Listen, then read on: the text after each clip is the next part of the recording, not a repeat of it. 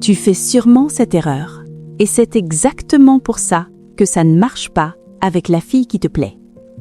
Tu hésites en permanence entre deux extrêmes. Soit tu ne dis rien et tu passes inaperçu, soit tu montres ton intérêt trop vite et tout s'effondre. Mais il existe une troisième voie, une manière plus subtile, plus intelligente, qui te permet de montrer ton intérêt sans jamais perdre ta valeur. Et c'est précisément ce que tu vas comprendre ici. Beaucoup d'hommes pensent que le problème vient du fait d'être attiré, comme si aimer une femme était une faiblesse. En réalité, ce n'est pas l'attirance qui pose problème, c'est la manière de l'exprimer. Mal exprimée, elle te fait paraître acquis. Bien maîtrisée, elle crée de la tension, de l'intérêt et de l'attirance. Il y a une différence énorme entre dire à une femme qu'elle te plaît et te comporter comme si elle était déjà acquise. Et c'est là qu'intervient un concept clé que la majorité ignore, le contexte invisible dans lequel se déroule l'échange. L'ambiance, le ton, la dynamique, tout ce qui encadre vos interactions avant même que tu ouvres la bouche. Avant de parler, avant même d'envoyer un message, tu dois comprendre dans quel scénario tu entres. Est-ce une discussion légère, une interaction neutre ou une situation où une tension peut exister entre un homme et une femme?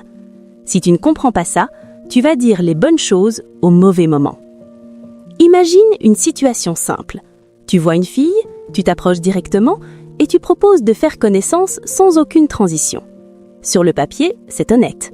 Mais dans la réalité, ça casse totalement la dynamique. Tu arrives avec une énergie qui ne correspond pas à la scène. Résultat, rejet. Le vrai jeu ne se joue pas dans ce que tu dis de manière directe, mais dans ce que tu suggères. Dans ton ton, dans ton regard, dans la façon dont tu construis l'échange.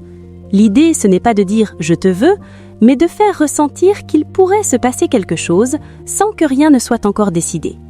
Et c'est précisément là que tout devient intéressant, parce que tu entres dans une dynamique plus subtile, un peu comme un jeu de cartes où personne ne montre sa main dès le début. Et sans t'en rendre compte, tu prends le contrôle de l'ambiance. Tu n'as pas besoin d'être dominant de manière évidente, tu deviens celui qui guide l'interaction sans le dire, celui qui installe une atmosphère dans laquelle elle entre naturellement. Et au lieu de déclarer ton intérêt frontalement, tu le fais passer à travers des phrases plus nuancées, plus intelligentes. Par exemple, au lieu de dire directement que tu es intéressé, tu peux lancer une remarque légère qui sous-entend une dynamique entre vous, une phrase qui laisse place à l'interprétation, qui crée une petite tension, mais toujours dans un ton détendu. L'objectif n'est pas de manipuler. L'objectif est de comprendre que la communication, surtout dans ce contexte, ne passe pas uniquement par les mots. Elle passe par ce que tu fais ressentir, ce que tu suggères, ce que tu laisses imaginer. Et quand c'est bien fait, elle commence à jouer avec toi. Elle répond, elle taquine, elle teste.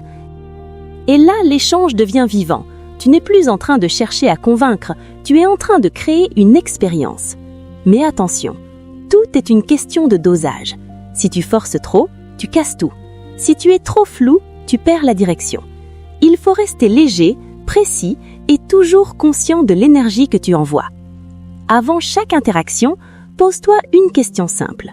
Quelle est la dynamique que je veux créer ici? Parce que quand l'ambiance est bien posée, tu n'as plus besoin d'en faire trop. Tout devient plus naturel. Il faut aussi comprendre une chose essentielle. Chaque manière de parler mène à un résultat différent. Certaines conversations mènent à une amitié, d'autres à une relation professionnelle, et d'autres encore ouvrent la porte à une attirance réelle. Et si tu parles à une femme comme à une amie, elle te verra comme un ami. Si tu restes neutre, elle restera neutre. Mais si tu installes une dynamique homme-femme dès le départ, tu changes complètement la perception. Et pour faire ça efficacement, il existe plusieurs leviers puissants. Le premier consiste à suggérer une situation sans jamais la dire clairement. Par exemple, évoquer avec humour une relation imaginaire entre vous, comme si elle existait déjà. Ça crée instantanément une projection dans son esprit, sans que tu aies eu besoin de te dévoiler.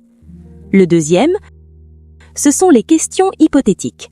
Des questions qui l'amènent à imaginer un scénario avec toi sans que ce soit réel. Son cerveau commence alors à traiter cette possibilité, même subconsciemment.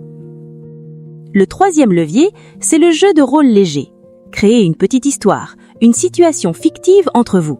Ça rend l'échange plus vivant, plus émotionnel et surtout plus mémorable. Ensuite, il y a l'humour avec une touche émotionnelle. Pas juste faire rire, mais faire rire tout en glissant une idée derrière. Une phrase qui amuse, mais qui laisse aussi une impression. Enfin, aborder des sujets liés aux relations hommes-femmes. Pas de manière lourde, mais suffisamment pour orienter la conversation dans une direction plus intime. Ça permet de sortir du banal et d'entrer dans quelque chose de plus profond. Mais derrière toutes ces techniques, il y a un message fondamental que tu dois faire passer. Tu es intéressé, mais tu n'es pas en train de courir après elle. Tu observes, tu explores, tu vois si elle mérite ton intérêt. C'est ce changement de posture qui fait la différence. Tu n'es plus celui qui cherche à être validé, tu deviens celui qui choisit aussi.